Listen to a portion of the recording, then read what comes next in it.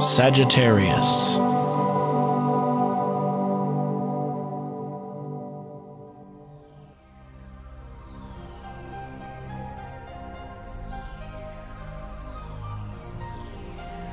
Hello Sagittarius, this is your forecast for May 2015 and good to see you. Now April might have been so much of a, should I say, relationship month for you, where there seemed to have been some changes, some dynamic energy picking up for you, surprisingly too, maybe for some of you. And this month will also prove to be the same. There's more love coming in. There's more romantic energy coming up now as we have Mercury and we have Venus here going through your 7th house, more for the long-term committed type relationship. That's what you're going to be focusing on here in May. And I think the changes that are coming in for you, because Mars is going to be joining this area, is going to show action. Mars is drive, action, goals, and so forth. Venus, of course, is communication of all this love that's going on. And then we're going to have a Mercury turning retrograde also here this month. So that's going to give you more so, should I say, extended time to work over, work through, not necessarily negotiate, but actually take more time to kind of hone in and go back over where you've been and then working it, implementing it, grounding it here now this month. Now Mercury will turn retrograde May 18th or 19th, depending on where you live in the world, and it will be lasting until that of the 11th, 12th of June. So in that, it will go all the way back into 0 degrees of Gemini, which is the cusp of your 7th house of your relationships, but it's not going to dip back into the 6th. So this whole length until that of 11th or 12th of June, you will have Mercury here, and then it's going to start all over again, moving forward from 0 degrees straight through the entire time. So this is going to give you an extended period of talking, working through, figuring out everything here in your relationship. And it's not that often that we get that long of a period where you can focus that much on your partner, so make sure you make it good, and you will see that your partner too will come to you with so much that they would want to express. Now we have the new moon here this month, and you know, last month we had the total lunar eclipse, April 4th. For you, that would have come up here 14 degrees in Libra. That was your 11th house for groups and organizations and so forth, where you might have felt that here in this area things now started to spawn forward for you. This month here we have the new moon. Let me see. In Taurus, I'm so sorry. In Taurus, your 6th house. And for you, this will be here now for you to place your intentions. Remember here, Sagittarius, write out that abundance check to yourself. You'll find the link on my channel, how to write it. If you haven't already seen the video, it will show you exactly how to fill it out and how this can work as a magnet for you to attract more abundance, wealth, and so forth in your own life. So be sure to check that out. And the new moon here will be May 17th. That's the date you want to write out that check to yourself. But let's talk about the area where that new moon is going to be. It's your 6th house. That has to do with your day-to-day routines, your health, your dieting, and so forth. So this would be a great time to focus on how you want to strategize, organize your day-to-day life so that you could feel more, should I say, efficient in getting the most out of your time. Health time too, starting a new diet, May 17th, would be a great time to do so. Also, if you're thinking about signing up and starting at the gym. The full moon this month will be in Scorpio, and Scorpio here, your 12th house, the full moon is going to bring to you something that you will feel is, this is on May 3rd, something that is very heartfelt spiritually. The 12th house is always our spiritual higher self area of the chart. And when the moon is full here, and well, it is going to illuminate this area of something. Maybe even the connection you have to somebody else might be extremely telepathic, perhaps too. You'll see. So let's start out here looking at what you can really come to expect more so here this month. You're doing good as far as grounding your new structures, your new energies, Sagittarius. You're getting, what should I say, the hang of the new energy of having Saturn in your sign.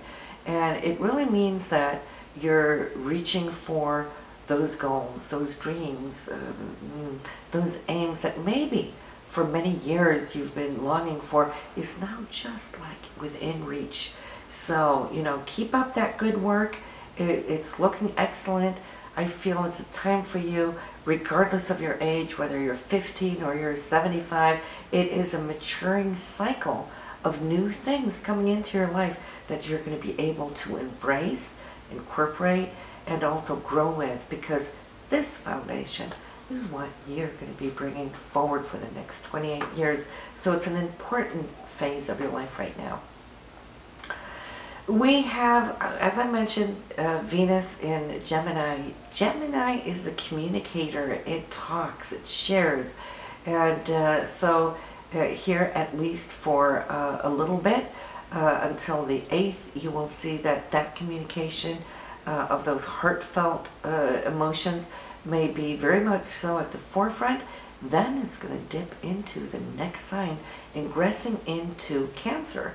Now, Cancer is all about love and caring and looking out for one another. It's family. It's nurturing energy. For you, that's going to be in the 8th house. And so I see a lot of passion coming in that will be nurtured, and you nurturing the other. And also financially, Venus rules money, so you might come to see how this next month, or throughout the rest here of May, but also coming into June, might trigger something that has to do with your financial situation. Not necessarily what is going to affect you here on a month-to-month income, like your steady paycheck, but it could be something also stimulated by your partner, as the 8th house is money that you have with your significant other or some partners. We have Mars really hammering down to get things ready until May 13th. All right, so you're arranging, you're fixing things in your daily life, perhaps mending certain things too, because Mars likes to fix, right? Get all your ducks in a row, because you want to be ready for May 14th, when Mars goes into your 7th house for relationships, your committed, should I say, other. This is where your focus is going to be for the rest of May, from the 13th and straight through it into June. Lots of energy here being shared. So you want to, you know, square away everything else that's going to be drawing upon your attention. We have Saturn retrograde until that of August 2nd. We got Pluto retrograde until that of September 25th. These two together are now working in the background to ground structure, looking back over perhaps past opportunities and how you now can sort out of that bag. Because when we move forward really quickly, we don't always have time. The universe may not always give us enough time to act upon those things. So therefore, retrogrades are good to actually give us that extended time to dip into that bag of magic that you may have been collecting. Pluto too, in its retrograde, it gives a little break from the financial pushing ahead now that it's moving backwards. So you may not see that that's going to be the most important, though it always is, but it's going to give you a little bit more of a break. Let's look at the 3rd. Here we have Mercury, communication, opposing Saturn. Well, Saturn's all about karma, taking responsibility, And so there's going to be a conversation here on this day that might be a little tense, perhaps. Not necessarily tense, but looking at it from both sides. The other person's viewpoint, and then implementing your own. So try to be a little flexible here on the 3rd. For you, this will be between the 1st and 7th house. So that's between you and maybe a partner that you're working with, and having perhaps to find out how to do something and get it right. The 4th, we have the Sun and Jupiter. The Sun is you, your essence, and Jupiter wanting to expand, bring on something here really beautiful and big. Jupiter has to do with the 9th house. It's passing through the 9th house, so some travel plans might be in the mix. And then it's all about how to set this up, because there's a square, so there's a little bit of a challenge, but somehow, some way, you're going to figure out how to get this together. On the 6th, I think you've already found that solution. The Sun again here, which is you, trining Pluto, that pivotal point of transformation. Pluto going through your 2nd house has to do with something that's really heartfelt, important to you, your inner value systems. Could also tie into your money values. But the Sun and Pluto here, they're feeling empowered. Such a great day for you. And hang on to it, because you want to really stick with the feeling of empowerment for the rest of this month. Why? Because there's going to be a few challenges, Sagittarius. We'll walk through them one by one, but we got several sets of squares and oppositions this month. So you'll definitely see that you're going to be tested somewhat a little bit. So recall the energy of what the 6th is going to give you. This is what's going to help empower you to go through it. Now on the 9th, there's a communication that might be both romantic, both something concerning hopes and dreams and wishes. That's Neptune. There's a square here, so make sure that there's no misunderstandings, that you're extremely clear, because Mercury is your communication, and Neptune can cloud it when it is in a difficult aspect. Now here on the 15th, talk about touch and go now over this next coming week, 10 days. Let me walk you through it. Mars and Saturn. Mars is you, your action, your drive, your goals, your ambitions. It's the male energy that we have to push forward. Saturn is the planet of karma. They are opposing one another. So here, it's really the universe calling you to the forefront to take some action, and to take the action in a karmic right way. And we always want to make sure that we do that right, because karma is karma, right? And I feel you know exactly what you're doing. Your intuition is really strong here on these days. Why? Because Venus is there. Venus is love, harmony, and those inner values that we hold is trining Neptune. So that's love and romance in your dreams is really strong here on the 16th. You know, you're powering up on the 15th to do this. And then by the 22nd, that very same Venus, which was really romantic, is going to hit a new challenge, opposing Pluto. Now, when Venus and Pluto get together under very harmonious aspects, that's passion, that's love, and the point, a pivotal point of transformation. When they're opposed, well, then now we're looking at values, your values, my values, our values. Where do they fit in? Okay, the 23rd, second day, right afterwards, the Sun is opposing Saturn, which is that karmic aspect. Now, Mars was opposing it on the 15th. Now you're being pulled into it personally, the Sun, for what action took place on the 15th. And so here we're seeing that there is a scenario where you need to stay really strong, hold your ground, know what it is that you do want, because this is a month of breakthrough, right? And on the 25th, that Venus is going to be squared off on Uranus. So another challenge. On the 26th, Mars is going to square off on that Uranus. Another challenge. So you can see between the 22nd and the 26th, it's boom, boom, boom. There is 4 days in a row that might be a little stressful. But this goes for all of us, not just you, Sagittarius, but for all of us. Now for you, where this is going to come out, well, we do know that the Venus that's going to be challenged, it's the 8th house. It has a little bit to do with money and how you share with your partner. It's the romantic side. We have Uranus in the 5th house, so that's also love and relationships. So it's your relationship, for the most part here, that's going to be undergoing these challenges. But challenges, we can't grow without them. It's the cracking of the shell coming out.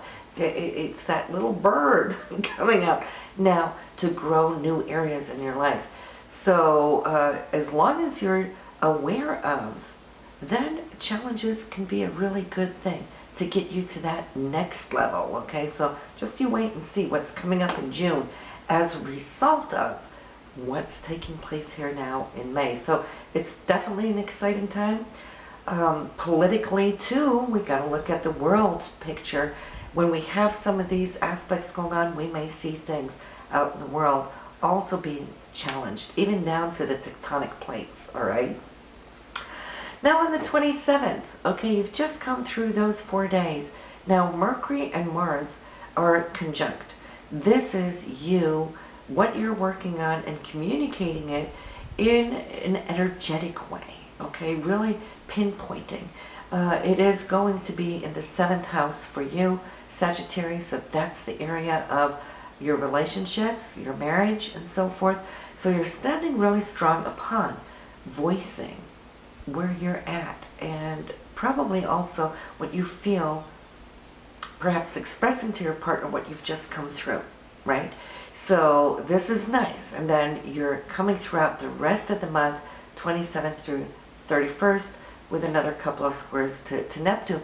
So there's a lot of Neptune involved that's a little wishy-washy, or not really feeling like it's got mass on the skeleton, okay? It's like, okay, we got the skeleton going on here, but we're really trying to build this new structure upon it. So we got to give it a little time. That's what next month is going to show, how we're fleshing our lives out right now. So this is good. At least communication, extremely important. Why? Because that will keep everything up to par. So that's pretty much what we have here for you in May. As you can see, it's going to be a dynamic month. I do want to say hello to all of you from those I have spoken with here in this last month. And wishing you all the best, and I'll see you next month in June. So stay tuned, and thank you for thumbs up and for subscribing. See you soon.